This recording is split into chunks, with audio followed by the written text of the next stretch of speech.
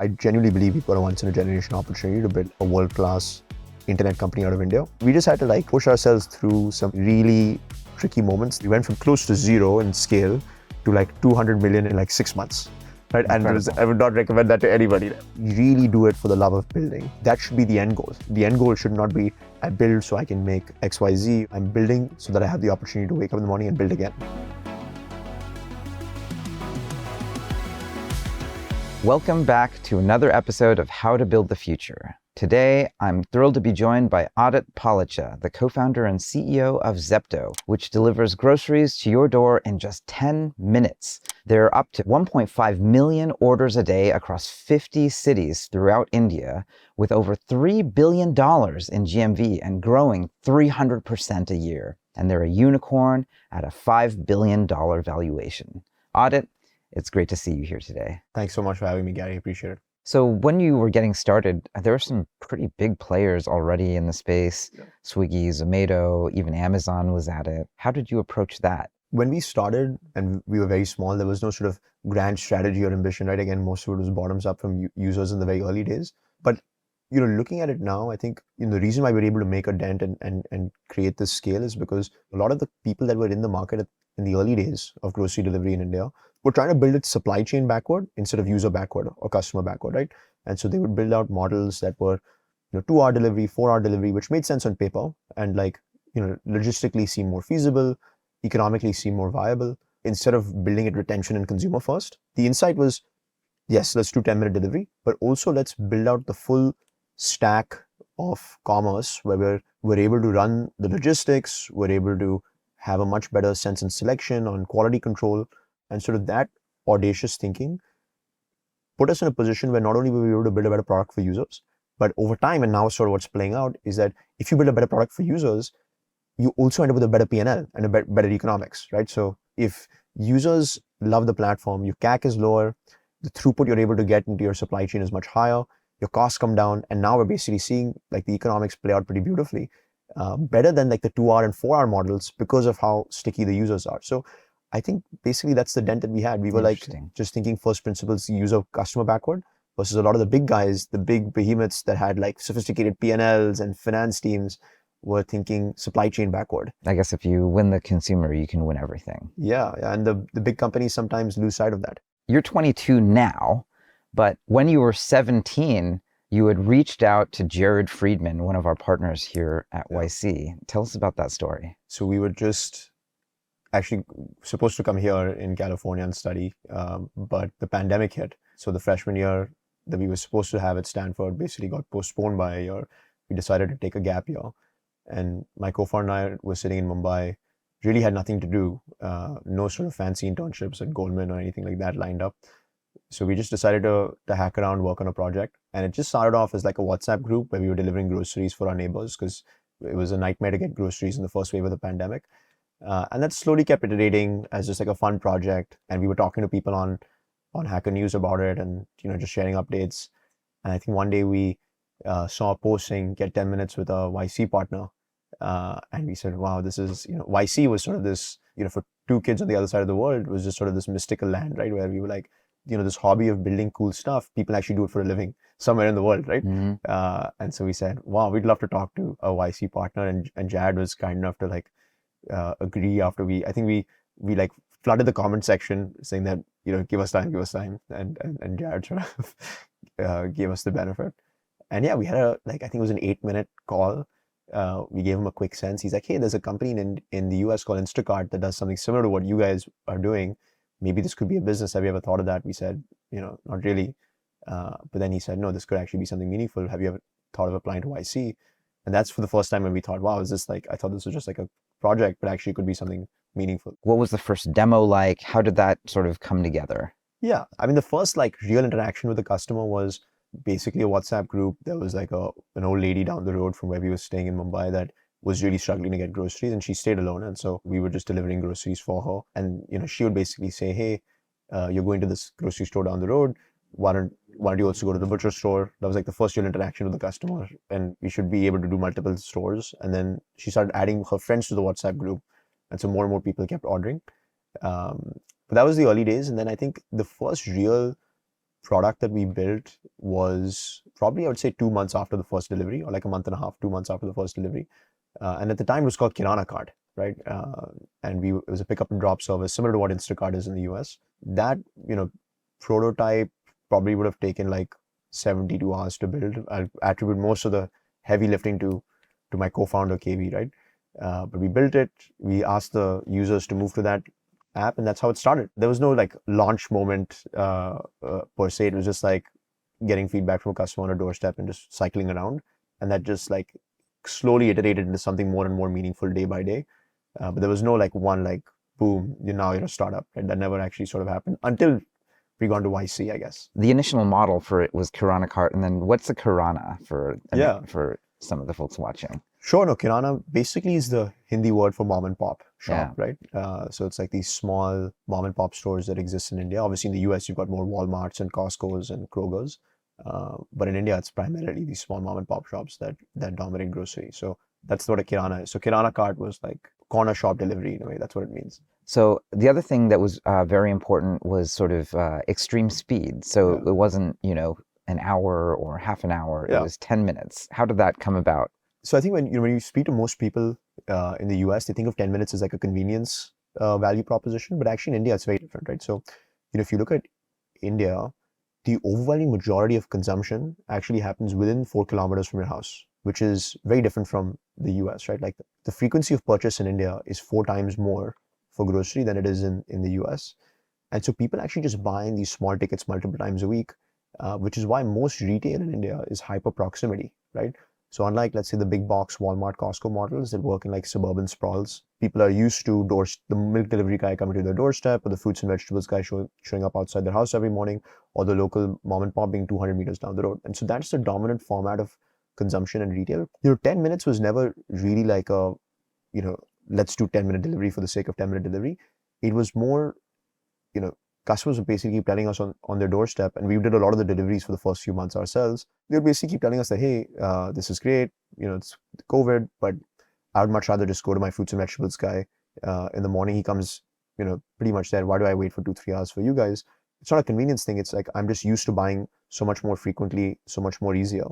And so that's when we sort of gradually moved shorter and shorter delivery times to have the ability to create that doorstep-like experience. Now, obviously, at scale, the insight is that it's not just important because people are used to it, but it's a necessity because you've got a lot smaller household sizes in India. You've got a low penetration of four-wheelers.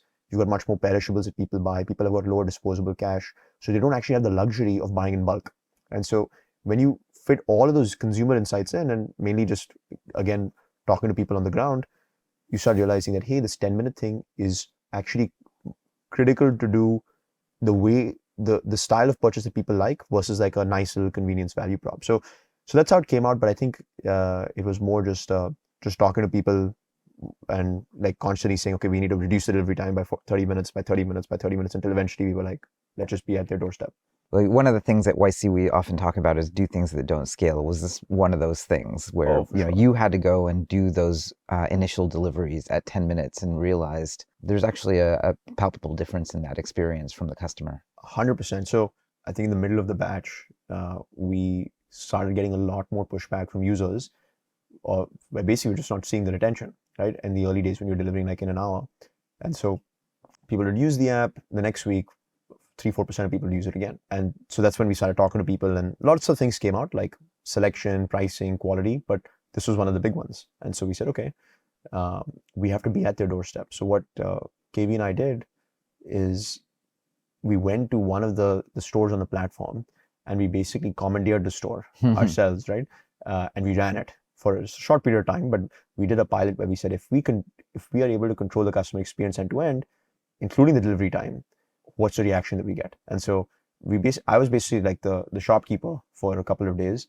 KV was delivering, and we could basically see that, at the customer's doorstep, there was a lot more delight. And that was obviously the subjective indicator. And then as we sort of got to a couple hundred orders with that model, we could see that, hey, people are actually repeating at like, obviously the data was not as sophisticated, but we could see the very early signs of, hey, these like 10 people that ordered last week, a good chunk of them are still ordering this week.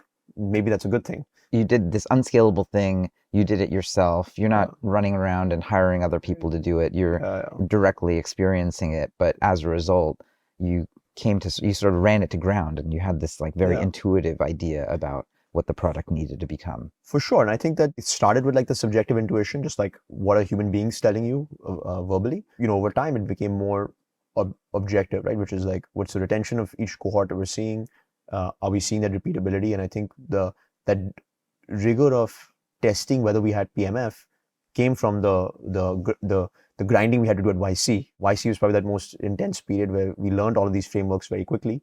And so Jared would push us saying, okay, you're getting good verbal feedback, but are people really repeating? And if that's the case, then you're building something real versus just like a hypothesis. You guys also, pioneered this dark store concept that now, a lot of people are using. Was that also a necessary consequence of becoming a 10-minute provider? Like you needed control over what that experience would be like. Absolutely right. Like being able to control fulfillment and logistics was critical for us to be able to get that delivery time and SLA for the customer.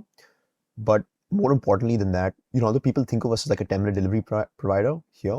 If you go onto the ground in India, we're sort of looked at more as like a hyperlocal Amazon, not just like good serviceability to the customer, but also great selection, great quality, great pricing across. And today we're doing not like 700, 800 products. We're doing now almost 45,000 to 50,000 products that you can order on Zepto. Everything from like oranges and apples all the way to earphones and hoodies. We're basically building out an internet supermarket chain, right? Although people sort of anchor on the 10-minute piece, the owning the full stack logistics is also pretty consequential for all the other axioms of customer experience, right?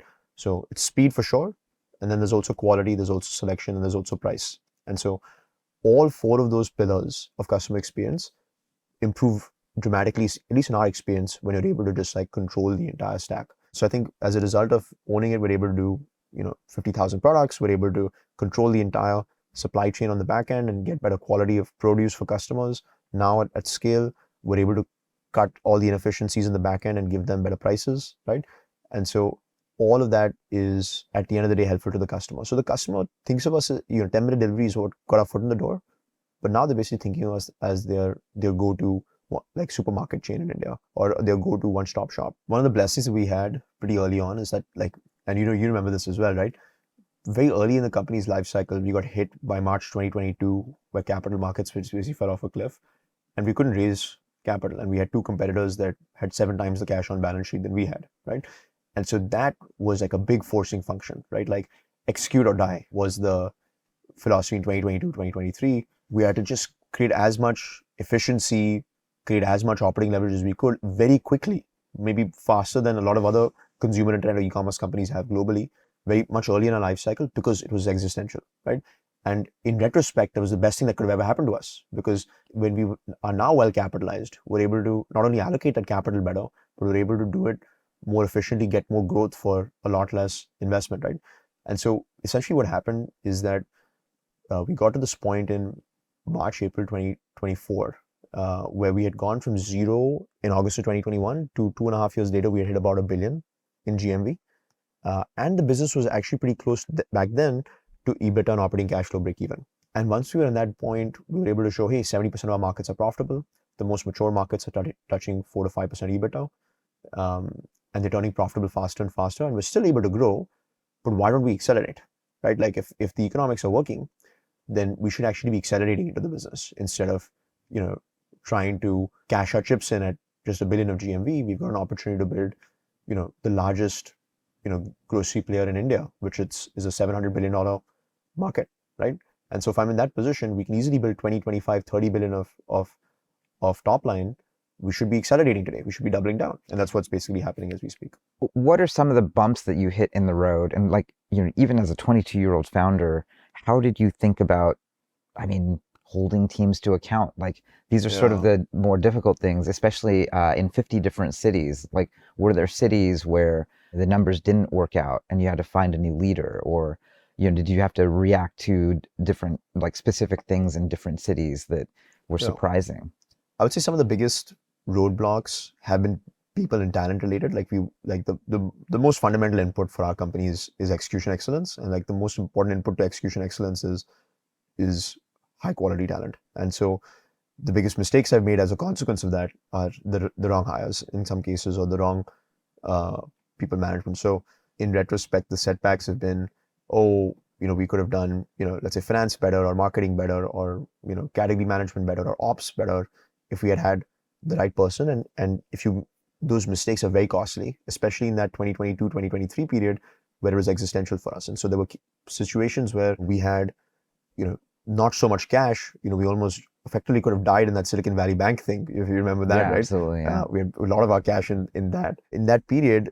Some of those mistakes could have been very costly. And so yeah, like I think at a high level, just getting like the right folks on board, we've made some mistakes initially, and now I think we've learned from them, and that helped us. Yeah. Let's go a little deeper into some of the existential moments for Zepto. Sure. What are some other moments that gave you sort of the deepest lessons into building this company and, coming up as a CEO? In the very early days, I think, we had plenty of existential crises that the YC partners helped us through, right? There was like before we got into this whole first party thing, we were realizing when we did it, like an intellectually honest assessment of the business in the early days, that, hey, there's no retention here. And like in this sort of pick up and drop off service, we're not able to do it well. And so we thought we were dead. And like there was a point in the earliest days where we just said, I mean, what are we going to do? We've tried everything. We've killed ourselves. We're working. This was before the 10-minute. Yeah, this moment, is before right? before the first party stack. And so this is before we started commandeering stores, right? And we said, hey, this model is just not working out. We thought it was going to be perfect. We'll just do this model. It's going to grow. Everything's going to be great. Got a reality check. After like a few months of like hitting the wall, we said, is there even a model that works? And like pretty much everyone was telling us that, hey, grocery delivery in the world has never worked really that well, other than a few exceptions. India, there was lots of companies that came before us. There was a graveyard. And so all the feedbacks we were getting from investors and from people that seemed to know much more than we did is that you guys are essentially in a dead space. And we could see it in the data. So in the very early days, there was that like super despair period where we would have, very close to giving up, right? That would have been probably the highest likelihood chance of death that this company had. And then obviously as we became like a larger and larger company, there were all sorts of crises, right? I think if you've been in positions where, we're about to raise capital and then a crisis happens, whether it's, March 2022 when the Ukraine war happened, that period, or let's say it's funny actually, most of our fundraisers have coincided with some sort of crazy crisis that's happening, right? And it has actually made it harder, right? Like I think right before we raised that round in 2023, which was like a fundraise from hell almost, right? Because it was like the only unicorn round in India for that year. Immediately prior to that, the Silicon Valley Bank thing happened. And so to raise that round took like 8 months, 7 months. Within that, like there were lots of places that we could have died in that were real. Like there was a period where we had to build a lot of financial controls, right? Like we had to go through like EY audits that, if we didn't make it through them as tightly as we would have wanted, we would have, not gotten capital, right? And when you've got competitors with over $1 billion of cash in bank, it's existential, right? And we didn't want to sell. And so we just had to like push ourselves through some like really tricky moments there, but there are probably plenty more still to happen, right? I'm sure.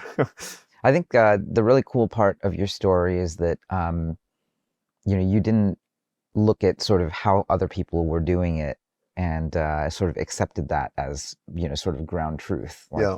There's a X maxim now that is, you can just do things, yeah, right? Yeah, so I see a lot of you can just do things energy in what you're talking about here. It's a little bit of being naive and young that helped actually. Like, it's like they say, right? Like if you knew how hard it was when you started, you wouldn't have done it, right? And so that's the Paul Graham Schlep blindness essay in a nutshell. Yeah. So you've personified it. I really like how you thought about retention. Did it feel like you were just asking questions about that? And out of asking questions, why is retention not where it could be? Like that sort of teased out, well, we could try this, we could try that. Like, were there a few other things you tried other than the 10-minute thing?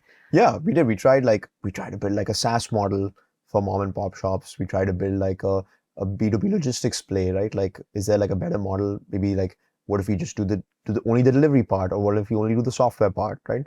And we just realized that like, grocery in India is, can be much better than it is in general as like as a market. And like, we realized that everything is so broken, right? Like whether you go into the back end, you go into the storefront, you go to the delivery and the last mile. If you want to build something that really solves the problem end to end for the customer, which is across like speed, quality, assortment, and price, then you just need to suck it up and own the whole thing. The push basically came from a lot of just like radical candor, right? And I think that you don't really find a lot of that, candidly in India so far, which is why obviously YC was as valuable as it was, because, people were just like, brutally honest with us that, hey man, you want to make it, you want to build, let's Instacart, you want to build DoorDash, you want to build like a nice consumer return company. This is what the early days of those guys would have looked like. Obviously, they went through their own struggles, but you're not at a point where you can credibly claim product market fit. And then having that like really brutally honest feedback loop really helped us. And then we sort of pushed ourselves to say, okay, if we're being super honest with ourselves, are we building an exceptional product, right? Sure, maybe we're getting a little bit of a pop in the early days because it's COVID, people are locked down, they have to use the app. But can I really say that I built something that somebody actually wants long term? And until we had conviction that we were there, we didn't go all in. It was just like a great feedback loop and like a lot of tolerance for iteration and pain, basically. Yeah. Well, talk to me about that moment where you did feel like you got product market fit, and that's when, maybe you were only in one location, and then you said, okay, time for, did you do one additional location, or did you say, all right, like 5 locations? Like, what was that like? It was actually the first location, the first dark store we launched is in a neighborhood in Mumbai called Bandra, and pretty quickly that neighborhood became bigger for us than the rest of the entire city that we were operating in, and it just sort of ballooned. And I remember going there because it was an experiment, right? And it was like, effectively, it was like a cardboard cutout almost of like what a dark store looks like today. Because now a dark store is like, you've got proper racking and chillers and freezers and everything all set up properly. But over there, it was just like a bunch of like stuff on the ground, basically, and we were just delivering from there. But the experience was so well managed because we were able to, curate a really good selection, right? And worked with a couple of people to be able to do that. We were able to get the deliveries consistently. And so it just started picking up very rapidly. And long story short, I mean, I did a couple of deliveries and I was like, wow, people really have a spark in their eye when they're getting like a delivery here versus like what I'm used to, which is, oh, this is bad, delivery's delayed, items are not right. So yeah, I think that was like the aha moment. And that is also when we got lucky to just keep getting like the right mentor at the right point of the journey. And so that's when, our Series A investors, which was Nexus in India, basically came in and said, hey, this is real product market fit, probably, right? And we said, I mean, are you sure? Like, we were very cynical, right? That's when I think at the right time, at the right place, we met the people that gave us the conviction that, you can actually try this again in the second store, try this again in the third store. And that's when it started just really picking up. We went from basically like close to 0 in scale to like 200 million in run rate scale in like 6 months. Right. And I would not recommend that to anybody ever again. It caught fire. Like, people really wanted it. They were like pulling the product out of you. Like, when are you coming to my neighborhood? Yeah. And even like I mean, obviously it was 2021, so it's crazy, right? But even from a capital perspective, we went from like effectively the 125K from YC to like a $9 million round to a $50 million round to a $100 million round in like 4 months. and that was obviously crazy back then.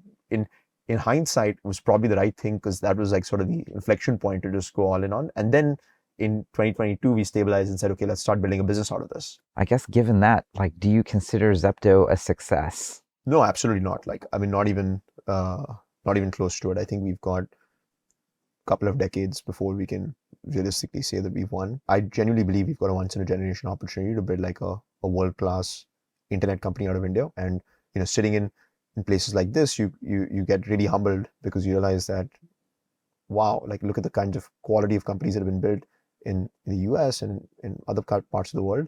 And I don't think we're there yet. And until we can credibly come in and say that, hey, we're able to hold our own to some of the best globally, like an Amazon or a DoorDash or a Mercado Libre or all these other companies, then I don't think we've won. I also think that the ambition is less about like, oh, this valuation, this, that. Like, it's now come to a point where you just really want to build something exceptional that can be like a benchmark for the rest of the ecosystem. So I think it's going to take 20, 30 years to get there.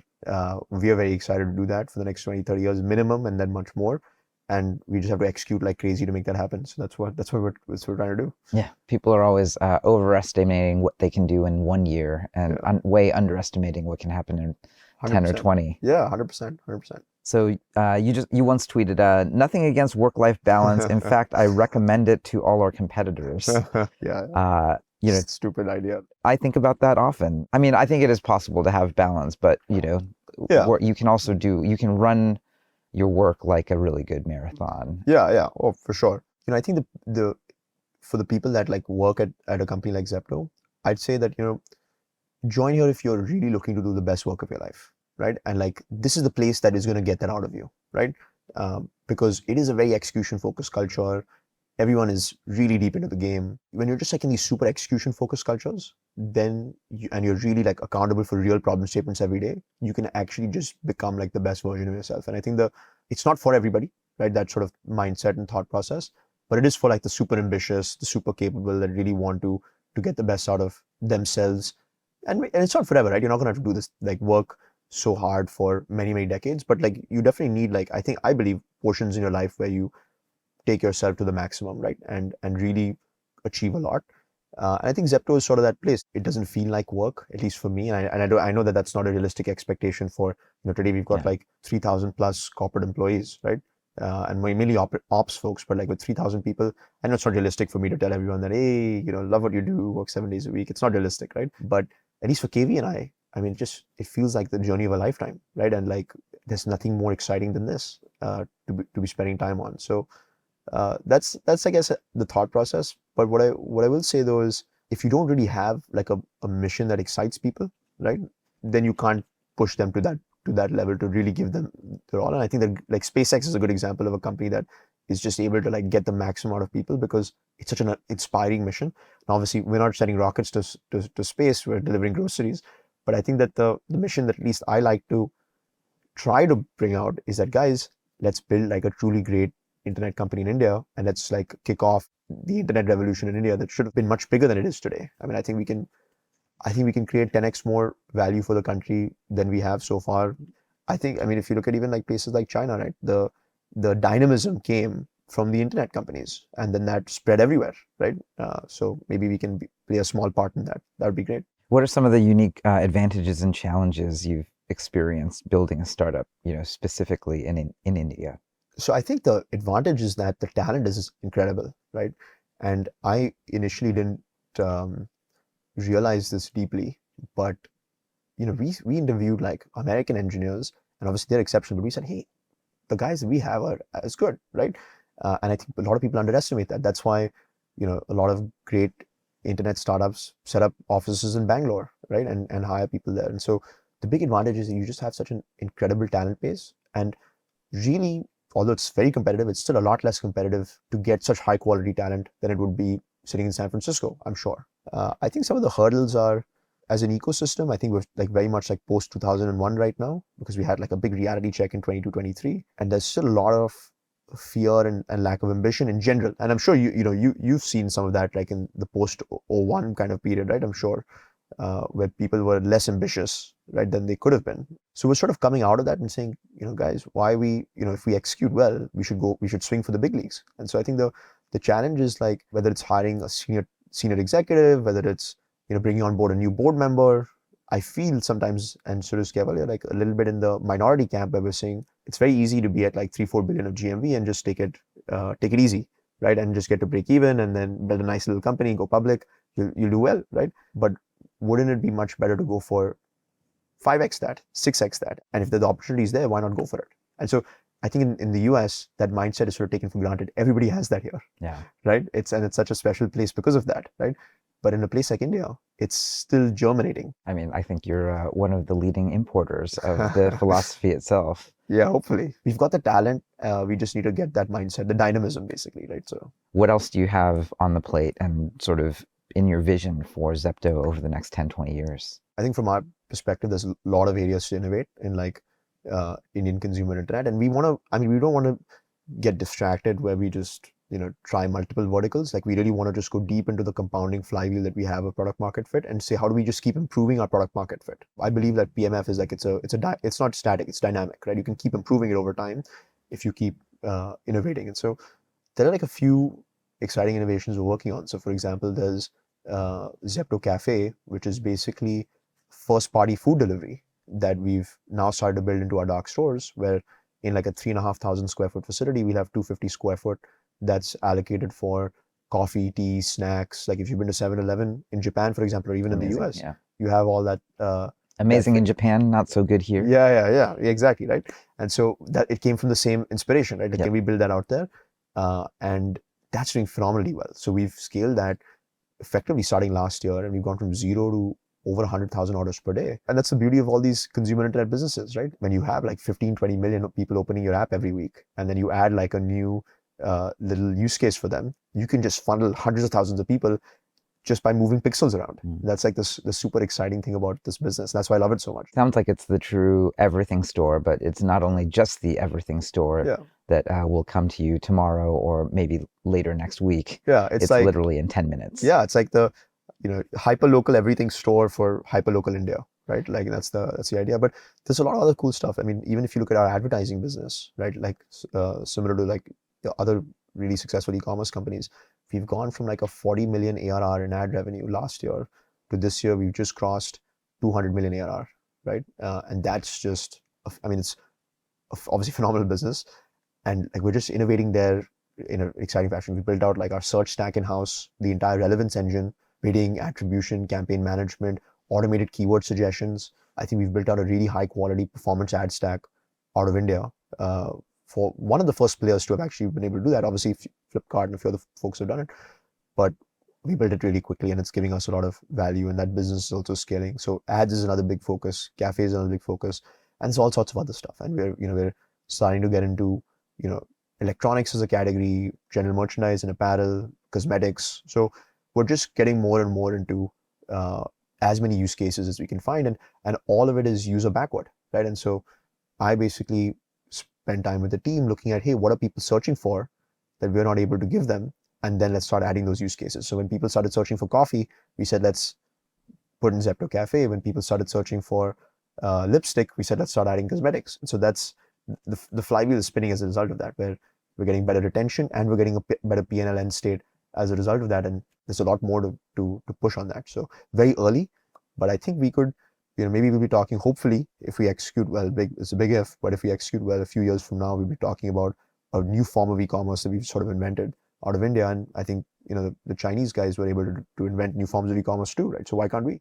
Going through your description of how Zepto works in India, it actually sounds way more awesome than what Amazon is doing. Amazon tried to do some of these, faster delivery type things. They scaled them back. Like we sort of don't know if we'll ever actually even see them. If anything, it's heartening and pretty exciting for the Indian ecosystem in that there is this very powerful energy where you can just do things and it's alive and well. It's happening in the other side of the world too. Yeah. So we're in this age of intelligence, as Sam Altman calls it, and I'm a deep believer in that. 100%. What are you seeing at Zepto? So the way that I look at it is, we're like a very nascent internet native company, and I was actually talking to someone senior at Microsoft yesterday, and he gave me a really good framework, which is we're basically the application side of the AI acceleration, right? And if I have to figure out what applications I need to prioritize, because in the end, all the applications are going to be, fully fleshed out, either through agents or something else that I don't know, right? But my job right now as CEO is to say, okay, what are the applications that I need to expedite that I need today that are core to my business? And what are the applications that will probably come out on their own and are non-core to my business, but I'll use them, but are non-core to my business. So for example, let's say non-core would be accounting, right? Can I make my accounting 10 times more efficient, 10 times more accurate? Eventually 100%, there'll be an agent that does that for me. Can I make my legal contract work that I do at scale? Can I make that, much more efficient? Absolutely I can, right? And we have a lot of that stuff that we have to do in India, right? But those are not really core, and someone is going to solve that for me later, and I'll pick up an agent or whatever is, much more than I do, right? A year from now or 9 months from now, and I'll solve that problem. But today, what I'm focused on the application side is what are the things that are super core that I need today, and I will build some of that I'll build some of the capability in-house to be able to apply that as soon as possible to my business as an internet native company. And so, for example, let's say the ads business that I was talking about, right? So automated keyword suggestion, for example, or bidding and attribution, we were able to get much better, return on ad spend for our clients on the ad side, like Unilever and Procter & Gamble and Coca-Cola. We were able to do that because we started training on Llama to try to build out to basically build out the relevance engine in-house. And that gave us much better results. And we were able to surge the ads business as a result of that. So that had a big impact on bottom line. Or for example, the easiest application that everyone knows is customer support. And now that's obviously playing out. But we said we need this customer support stack much quicker. So we've built out like a crack team that's, again, training on some of the foundational models, looking at all our data. Let's say like rotten bananas, for example, because we do 1.5 million orders per day. So there'll be a rotten banana, there'll be a delayed order, or there'll be all those sort of customer support tickets. I'm basically saying, let me just train this model myself, or whatever. Let me use what exists out there and give them my data and build out an application for myself and start automating every ticket. And so today, greater than 50% of the tickets that are raised on Zepto, not just like a rules-based chatbot, are actually solved dynamically by a generative chatbot that's been modified for our exact use cases, right? So we're focused on like these key things like search, ads, customer support, forecasting, supply chain forecasting, another core part of the business. We built a lot of not generative AI, but a lot of deep machine learning work that we've done there. That's exciting. I mean, I think one of the observations is that basically these are not solved problems yet, and that's actually exciting. And or for sure, even this idea that you could do the everything store across every category, and you can, basically snap your fingers and add almost any new category. Yeah, It's 100%. All of these things are actually empowered by the technology themselves, and those are coming at a more and more rapid pace, actually. Maybe to wrap things up, I guess my favorite question often is, what advice would you give the 17-year-old version of yourself? And it was not too long ago, but it feels like in founder terms, the founders live many, many lifetimes every single year. So what would you say to that person right now? When I started, I was still a little bit extrinsically motivated, but I didn't really internalize that, like I'm doing this just purely for the love of building. And then that is sort of the maturity journey that I've been on when I think the first year or 2 years or 3 years of the company, when everything was breaking and we were going to die multiple times, right? At that point, you just basically have a gut check where you're like, what are you really doing this for? And if you're doing it for, money or like, or fame or all this other nonsense, then there are far easier ways to do that. And I joke with my team, like, there's far easier ways to make a buck than to build this crazy contraption, right? Mm-hmm. But yeah, so I would basically tell them that, 17-year-old version or whoever else watching this, that like, you really do it for the love of building. That should be the end goal. The end goal should not be, I build so I can make XYZ or I can get ABC out of it, but I'm building so that I have the opportunity to wake up in the morning and build again, right? And that's basically the mindset that I'm in right now, where every day I just wake up and I'm like, wow, I'm so excited for the next problem statement, right? And so it's just great. Adit, thanks so much for spending time with me today. This is awesome. Yeah, likewise. Thanks, Gary. It was great talking to you.